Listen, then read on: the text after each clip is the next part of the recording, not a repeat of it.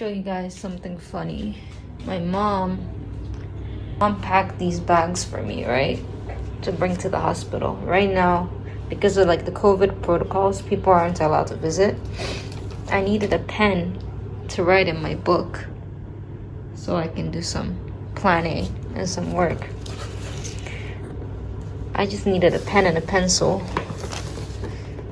She went ahead and put it in a whole ass pencil box I used to have in like elementary school.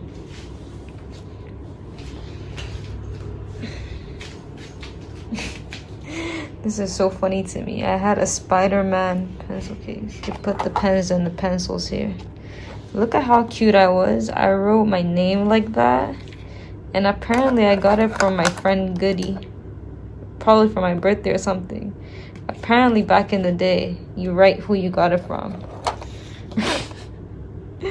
I found this so funny. I probably used this when I was like 6 or 7. Anyways, my mom brought me my book and my pen, so I'm gonna try to do some planning, some work.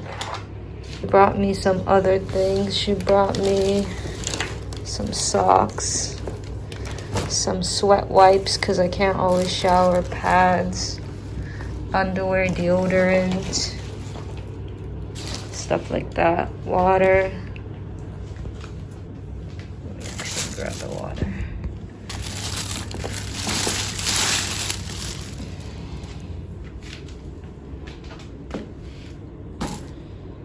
So right now the hospital is full, and because I'm like a high-risk patient, they want me to stay in a private room for a couple of days before they move me to the general room. So I'm trying to film this video while I'm in the private rooms, so that because I can't film once I'm in the room with multiple people. But that's the entrance. This is the bathroom. That's the shower, toilet, sink. And then this is the bed, the table. I figured I'd try to do a little bit of filming today because I've not been able to move for like the past couple of days. And today, I guess the painkillers are kicking in so that I'm able to move. But my joints are so swollen. You can't really tell on camera. Let me show you my ankles. My ankles look like my grandma's ankles. My feet look crusty, let's ignore that. And I have like bruises because of the inflammation, but my ankles basically look like yams. They just go into the foot. My ankles are usually very bony. They're very swollen. I was just about to vlog, but the nurse said the doctor wants me to go get an MRI scan right now, so I've lost so much weight, guys. It's crazy. And my body is reacting to the medication that I'm taking. So I have so many pimples on my face.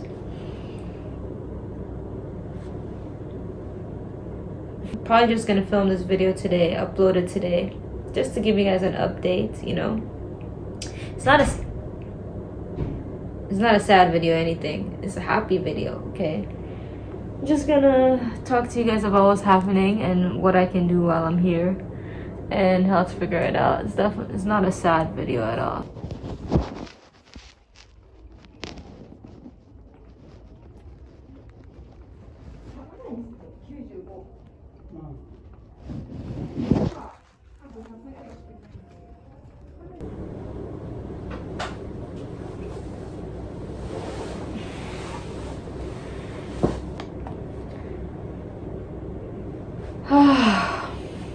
I don't even know if I'm gonna upload this, guys, but I feel like I have to give you guys an update also because I feel like a lot of my friends also want an update, but explaining everything to every single person is just a little bit difficult. So I feel like making a video would be good. And also, I'm in this hospital, right? I feel like if I'm not doing any work, I'm gonna go crazy, especially because I've been at the hospital for 4 weeks now. I'm sorry if I'm talking weird, it's because my jaw hurts. There's so many jokes that could go with that, but I'm sick, so if you make fun of me, that's bullying. I've been at the hospital for a week, and I'm estimated to be here for at least 4 weeks, so I'm gonna explain all of that. But for the 4 weeks, if I'm not doing any work, I feel like I'm gonna go crazy. So the good thing is I actually filmed a bunch of videos, so I have videos I can edit. The past couple days I wasn't able to move. I couldn't move my wrists and anything. My left wrist is still not good. The painkillers just started working, so I was able to move. So I showered, washed my face, brushed my teeth. It's kind of disgusting, but the reality is when I can't move, I can't do any of that. So it feels good. And I figured since I can move, I tried to film something, do a little update. So first, how did this all happen, right? So I got diagnosed with an autoimmune condition last year in March, which I've spoken about on my channel like briefly in different videos. And basically, like, autoimmune conditions are just like anything where like your immune system is supposed to protect you from like sicknesses, but then when your immune system fights against you, like your own body, then that's when you have an autoimmune condition. So then I was diagnosed with something called axial spondyloarthritis. Basically, with that, there's a lot of inflammation in my body, and it affects mainly my joints. So I become not able to move because my bones become so inflamed that it's like painful to move. And then I got put on a treatment called Remicade, which stops your immune system from working. That's like putting it in layman's terms, like a specific part of your immune system from stops working, so that it stops fighting against your body. And that treatment is supposed to last like 6 to 8 weeks, and you're supposed to get an infusion every 6 to 8 weeks. But then my infusion would only last for 2 weeks, and after the 2 weeks my body pains would start. But not only that, I would also get like a fever, and I would get really sick. And that started since like last August. So ever since last August, I would only have spans of being healthy for like 2 to 3 weeks, 3 weeks maximum, and I would be sick for 4 weeks. So because the treatment wasn't working and was wearing out in 2 weeks, that's kind of like one of the main reasons I came back to Japan, because I was getting sick so often and my treatment wasn't working. So obviously I can't live like that forever. So I need to figure out a treatment plan. I think someone's here.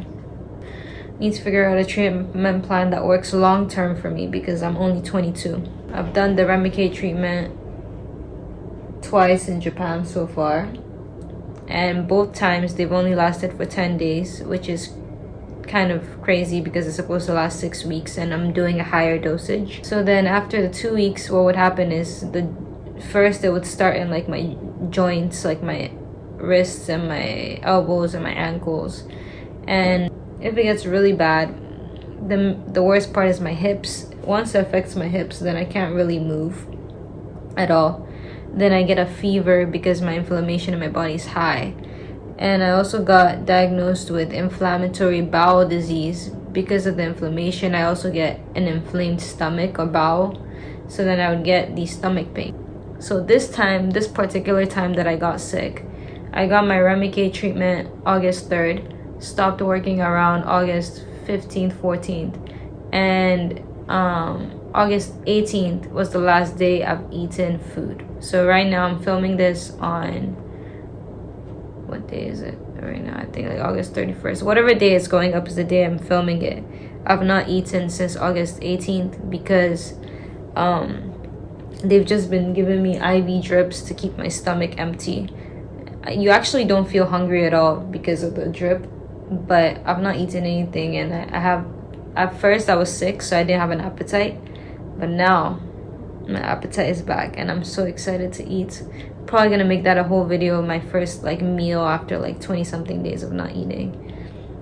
But yeah, so my stomach started really hurting, and then I was nauseous. There's this inflammatory indicator number, I think it's called like CRP or something like that, and mine is always like a 3 or 4, which is high. But then it's understandably high because of my sickness. Like 3 to 4 is understandable.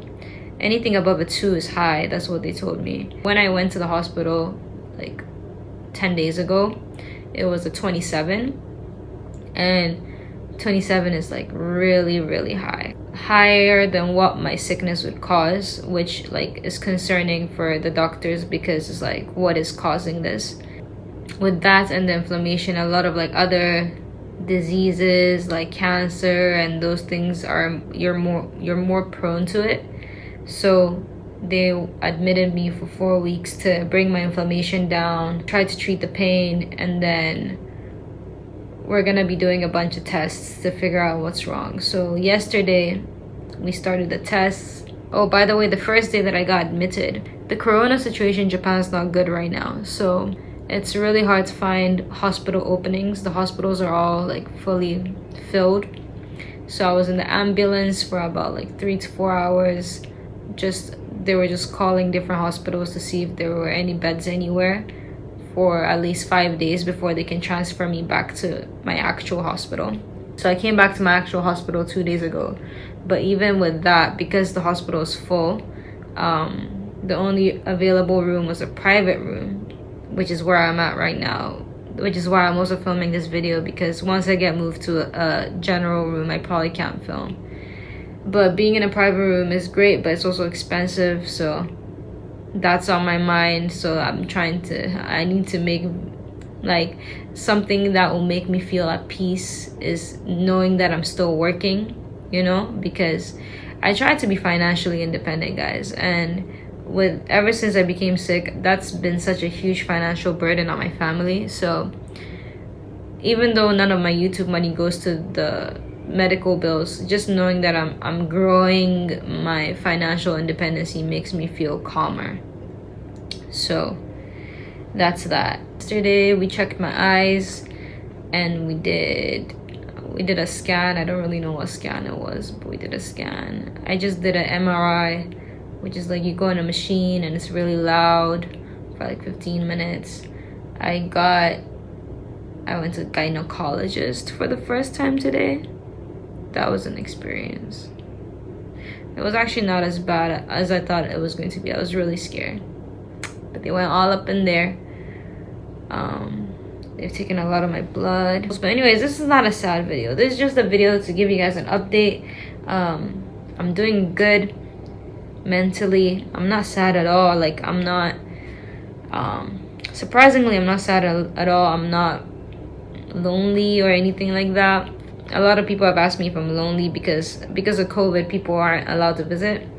I'm actually not lonely, which might come from me being an only child, but I'm actually very okay.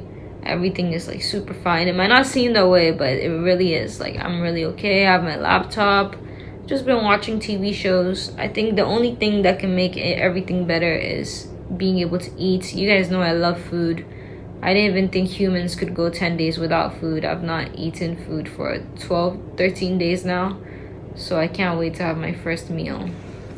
And a lot of my friends have just been calling me, so I've not been bored at all. Between the tests and trying to sleep, I basically can't sleep at night because my pain gets really bad at night. And the nurses also come every hour to check like my drips, so but good news, the gastroenterologist just came in. Tomorrow I'm doing my colonoscopy. They're gonna put a camera up my butthole.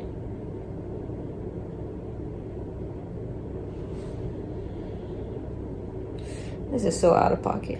And if there's nothing wrong with that, I'll be able to eat tomorrow, they said. So that will be my first meal in 12 days, which I'm really excited for. The hospital is obviously not really a filming environment, so I might make a couple videos here and there inside the hospital, maybe if I'm still in this room. But I wanted to say that I'm going to be uploading a couple videos up on the channel when I can. They're all pre-filmed videos. So I filmed them before all of this has happened. I'm just filming this today, posting this today, so that you guys kind of know that. I really appreciate all the messages from friends, from you guys. It's been crazy, the number of people that have like commented on my community tab or have messaged me on Instagram or Snapchat that have been saying they're praying for me and everything like that. It's so crazy. So I'm so grateful. I think the thing I'm freaking out about the most is this whole being sick thing. It might come across as like new news to you because I guess this is like the first fully dedicated video to it, but it's been something I've been dealing with since last year, which was when I started taking breaks from school, because it wouldn't make sense with me being sick for most of the semester, failing my courses and doing all that kind of stuff. And obviously I took a break last fall. I didn't take classes this summer, and I'm not taking classes this semester. How that's going to affect like my college career. I have to really rethink a lot of things about, do I really want to continue at this university? Transferring, do I want to continue university at all? What direction do I want to really take my life? I have to kind of think about all that. But I'm gonna use this as an opportunity to, since all I can do is really sit down and write, I'm gonna try to write down what I want to achieve in the next 5 years of my life. Figure out a plan, a game plan. I feel like I need a game plan right now because, yeah. To anyone out there, I feel like anyone out there in your 20s is such like a confusing time because there's just so much uncertainty. There's so many people I meet that are in their late 20s, and you can see that they are in such a more stable place in their life, like emotionally, comfort within like themselves as a person, their family, or whatever it might be. When you're young, it's very unstable. And then like with this sickness, it's become even more unstable. And that can bring a lot of anxiety because confusion, like for me, like failing is just not an option. You know what I'm saying? Like I have people that I need to make proud. I have parents that I want to retire. I have a lot of ambitions and goals I want to achieve. So times like this can be stressful at times because I'm like, what is happening to my life?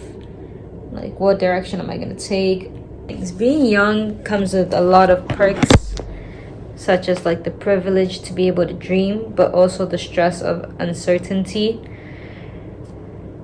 which is all okay. It's all okay. And at the end of the day, all you have to do is take a step back, pick up a book, figure out a plan, write it down, and execute. And that's what I'm gonna do. Tomorrow is September 1st. Officially have September, October, November, December, 4 months left in the year. And I am going to sit down and think about what I want to be able to do within those 4 months.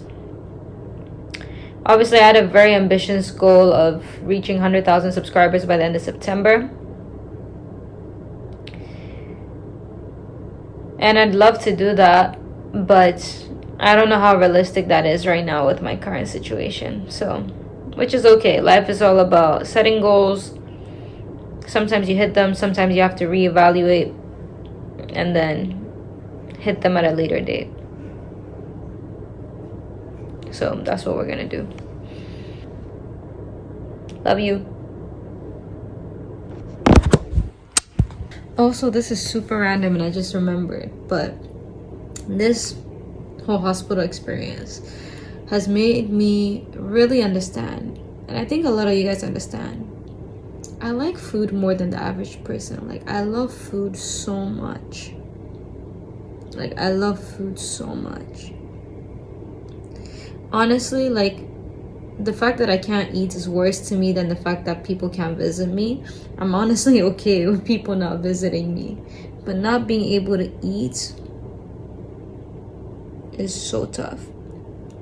And in not being able to eat, not to torture myself or anything, in general, I really like watching people eat. So like, I've been watching a bunch of mukbangs, cooking tutorials. Like, I've learned how to make so many Ghanaian dishes while I've been in here that I'm going to make when I get out. I want to make consomme when I get out. But I've just been watching food, and I've been obsessed with watching Dave Portnoy. who's a CEO of a company in the US called Barstool Sports. But he does these pizza reviews on his Instagram page. And he eats pizza every single day, and he uploads like 3 to 4 different pizza places every single day. And it has made me realize I want to become the #1 food blogger, food person in Ghana. I want to do what Dave Portnoy does and go around to different restaurants and food places, but not just fancy restaurants like Streets Wache, Streets Fried Rice, Kebab, like local places that you would go to on a day-to-day basis, alongside like high-end places, like the entire range, like anything in regards to food in Ghana. I want to be the person that delivers that information.